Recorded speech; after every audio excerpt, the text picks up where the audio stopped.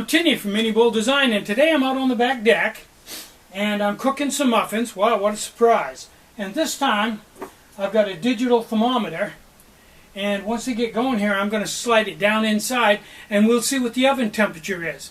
Now some people have suggested that taking the lid off really drops the temperature. So what I'll do is I'll check the temperature, then we'll take the lid off for 20 seconds, put it back on, and check the temperature again. And if it's lower, we'll see how long it takes for it to come back up. Plus, we'll find out what the temperature in the oven generally is when it's cooking. So that'll be kind of interesting and I think informative. So it's been 3 minutes. We'll wait another couple of minutes. I'll turn the camera back on and we'll see what we've got.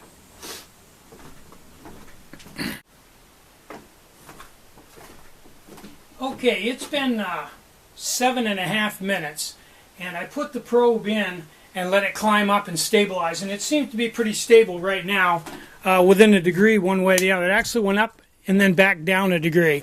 It went up to 318 and then slowly came down to 315. Seemed to be holding, 314, 315. Been pretty much 8 minutes. So I think that's basically where it's going to stay, is around 315. So let me get everything set here and check it. I'll turn the camera back on and we'll see how much it loses when I take the lid off. Okay, I've increased the flame by elevating the remote a little bit. It wasn't burning wide open, so I've got it burning wide open now. And it seems to have settled around 390, 394. Seemed to be pretty steady right there. And it's been 12 minutes. So I think 393, 394. I think this would be a good time to check and see how much we lose by taking the lid off. So I'm just going to leave the probe right in there. Take the lid right off. I think that's long enough to prove my point. Put the lid back on. And the oven temperature didn't change at all. It's no different. In fact, it's actually climbing a little bit right now. It's up to 412. So it's at 414. I'm going to take the lid right off.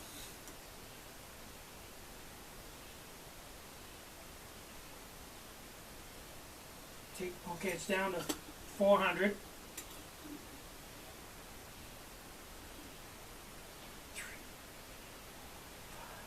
6, 97, 98.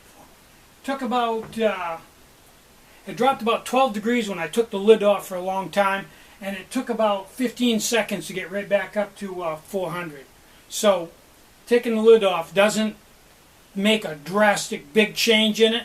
Makes like a 12-degree change if you leave it off 20 seconds, and it rebounds in about 15 seconds. So taking the lid off to check it, do it anytime, no big deal. It's not going to cost you that much time. Unlike a conventional oven where the heat is inside of the oven, this is more like a Dutch oven with the heat outside, and the whole body of the stove, the whole body of the oven is 409 degrees right now. So yeah, we learned something there, and it is slowly, as we approach the 15-minute mark. We're at 14 minutes right now, and it's up to 416, and it's very slowly climbing. 417. So I think by the time we get to the 18-minute mark, is where I usually take it off, we may be all the way up to 450. It'll be interesting to see. And this thing is very accurate. It's really quick to adjust and very accurate. We're up to 422 right now, and we're at 14 minutes and 19 seconds. So when we get to 18 minutes, I'll turn the camera back on.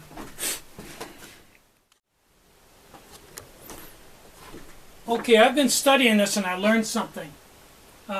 This flame will go up. This remote will start bubbling, pa-punk, pa-punk, and feeding fuel, and the flame will go up, and it'll go up to like 410.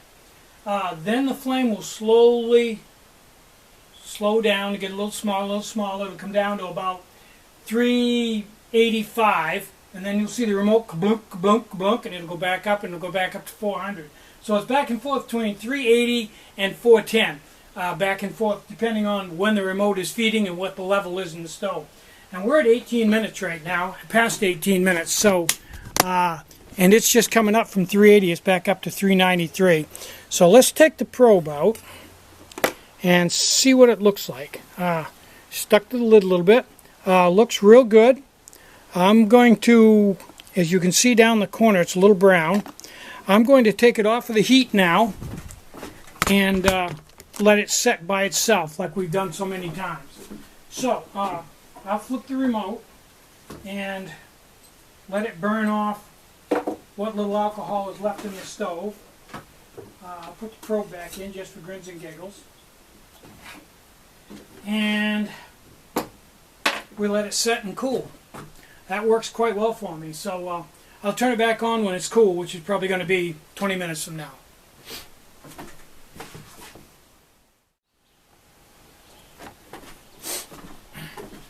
Okay, it's been 10.5 minutes and the oven is all the way down to 158. I started the count after the flame went out, so it probably burned with a much lesser flame for another 3 minutes. So it's like been 21 minutes with a flame on it. The last 3 minutes, very minimal flame. And I blew it out. It's been 11 minutes without the flame and it's at 157. Too hot to touch, but it's cooling down nicely. So while it finishes cooling down, I want to show you a trick that somebody suggested, and I think you'll be interested. Okay, this is a thermometer, and it says it's at about 150. You can see it's actually 155, so it's within between 5 and 10 degrees of accuracy, which for baking is more than good enough. And basically weighs nothing. It's just a bimetal coil and indexed on a disc with a wire nut to hang on to. Okay, what this is made for is you have to be in a radio controlled airplane to really appreciate it. And Jim, if you're watching this, I know you're grinning. Okay, radio controlled airplanes of any size are covered with a heat shrink covering. It has a glue on the back that's activated by a lower heat, and you can take a sealing iron, and I don't know what the temperature is to activate the glue, but a higher temperature activates the actual covering itself and makes it shrink into place. So you set this on your sealing iron and dial the knob on it till you get the temperature you want. That certifies that it's the right temperature, and you go all over it, and between that and the balsa wood, it glues it into place. Get all the edges, get it laid down nice. Then you put it back on, turn the iron up till you get the temperature that it shrinks at, and go back and go over it, and it will shrink into place. All the wrinkles will come out, and it'll get tight enough so it'll sound like a drum, like a tom-tom. It is simply, in skilled hands, it's simply amazing stuff. Is a skilled person who's worked with monocoda cover right can make planes that are just a piece of artwork. That's usually all they race when they hit the ground and go into a million pieces from pilot era. Happened a few dozen times to me, probably closer to 100. And if Jim Sir is watching this, he'll back me up on that. We flew a few planes together. But anyway, this thermometer, I think you can buy in the hobby stores, in the RC stores like Tower Hobby, probably for $5. I don't know, I haven't looked, but they're not expensive. And if you carry that in your baking kit and keep it on the top of your stove, it'll tell you what temperature your oven's at within 10 degrees. And that's pretty nice, and it basically weighs nothing. Just a little piece of bimetal technology that makes things a lot easier. I think this is probably close to cool enough to flip out of here. It's all the way down to 141. So I'm going to turn everything off here and take my little cover right thermometer and get it out of the way. And very gingerly try to get this out of here without burning myself. That's not bad. That feels pretty reasonable. Oh, okay.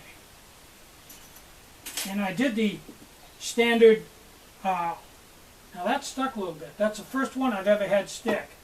but that one actually stuck just a little bit, and I got a piece of the bottom here in my hand. First time. You can see. Guess I'll have to eat that. Okay.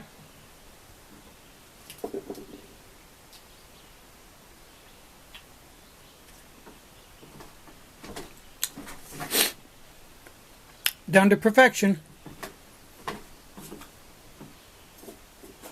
So, that's a little trick.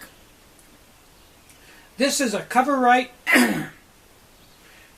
pocket thermometer, manufactured in Taiwan. You should be able to get that from Tower Hobby or Horizon or one of those places that sells radio control. And it's probably be in the section with Mylar wing covering, or in the wing covering section with monocoat or Cover-Right. So, trick for the day. I'm Tinny from minibulldesign. Get out and hike. Take a friend. Enjoy the great outdoors, and more important than anything, try to have a really great day. Try to get out and have some fun today. I rode 15 miles on my new bike, which I'll show you some video of right after I sign off. Bye-bye.